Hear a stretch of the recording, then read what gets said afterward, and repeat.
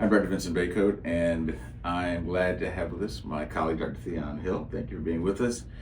And so, Dr. Hill, what are you seeing as one of our greatest moral challenges of the moment? Yes, we look at the geopolitical landscape, the moral landscape, and just the cultural landscape that we're inhabiting right now. One of the greatest moral challenges I think we face is that we have no commonly agreed upon way of arriving at the truth. Some have called this phenomenon a post-truth society, and as a communication scholar, what that means to me is that we're making arguments, but it's very easy for us to dismiss one another's arguments saying, well, you have facts, I have alternative facts. You presented news, I'm going to delegitimize that as fake news. And what does that happen in a deliberative democracy when we have no commonly agreed upon way of arriving at what is true or what is false? It causes it to disintegrate into silos of identity and meaning. Yeah. So, this is 20 years ago. Mm-hmm. There are people are still saying that postmodernism is the province of philosophers and people who are playing around with ideas about truth not being absolute. And there were a lot of Christians who were saying, beware of postmodernism. But it seems like it's shown up on its own, because what I'm hearing what you're saying is this post-truth society is a version of being in a postmodern place. We're not in a place where people are assuming a common way of perceiving the world rationally, and that common view of the world means that, of course, if we see the same thing, of course we'll say that we have a kind of objectivity about it. So other things are informing that. What are you seeing about that creates part of this moral challenge that's making it harder for people to look at the same things, but give counter narratives to each other? Yeah, I think I love that question, because let's go back 20 years ago. 20 years ago, there's always the concerns being articulated about postmodernism, and there was some irony even as those concerns are being articulated. We would say postmodernism is bad, but then in our sermons in church, we would talk about we have to understand Jesus as a first century Palestinian Jew would have understood him, which in itself is a postmodern question, because what that question is saying is that the meaning is somewhat contextualized to a certain context. That point is going to be occupying the postmodern philosopher. Yes. Even the postmodern philosopher would say that this community needs certain rules about how it's going to do interpretation. What's different now is that within the community, we don't have commonly agreed upon ways. So even if we're going to say postmodern or not, the community or the concept of community is disintegrating. And what's happening is that social media affinities are replacing the idea of community. So right next to my neighbor, we can watch the same nightly newscast and come to vastly different conclusions because we operate in certain different epistemologies or ways of knowing the world that are incompatible, not just oppositional.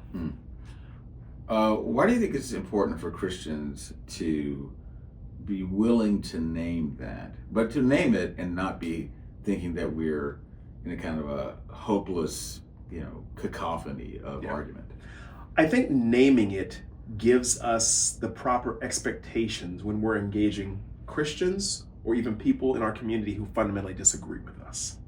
What does it look like for me to enter a conversation with you expecting that we agree on basic tenets, only to find out, oh no, you see the world very differently than I do, and I really don't want to talk to you?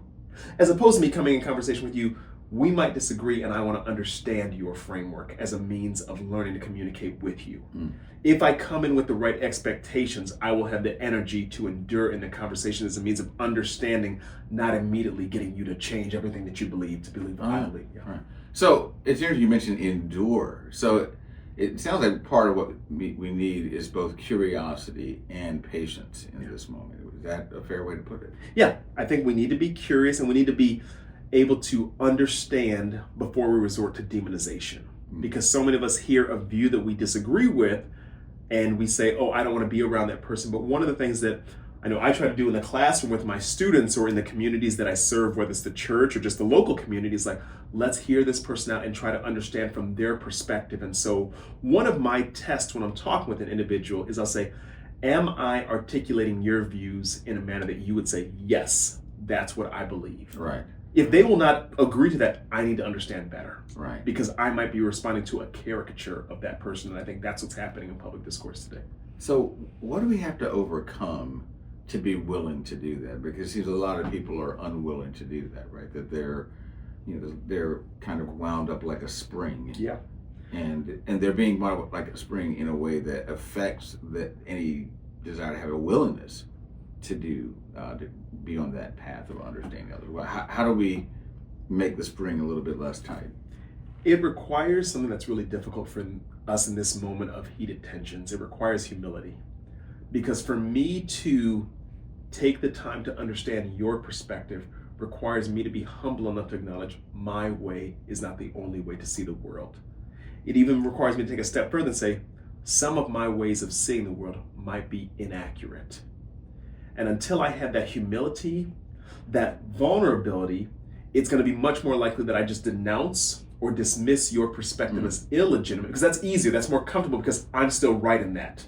It's much harder for me to enter a conversation with you. It's like, I could be wrong on things that I've built my entire life on. The house of cards may come tumbling down, and I'm going to be a lover of the truth, whether it works for me or against me. Right.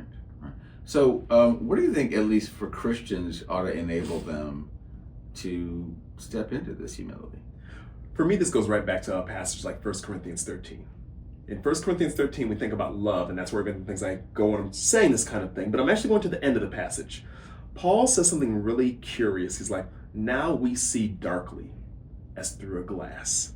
And I think what Paul is doing there, he's articulating the very concern that animates that postmodern philosophy that you're talking about earlier. The postmodernism is looking at life like, I can't understand it all. And Paul's like, the effect of sin is that you can't see it. You see darkly through a glass. Well, if I take that scripture seriously, what does that mean about the meaning that I make of the world? It might be right. I might have caught a glimpse in the truth, but I also might be wrong because I can only see darkly now. That's why we look forward to heaven. And so if I know that I see darkly, then humility is not just a necessary posture, it's actually a gospel mandated posture. Okay. Because now I only see partial. I see. Wow. Brother Hill, that is a great place to stop. Thank you so much. And I hope you find this helpful.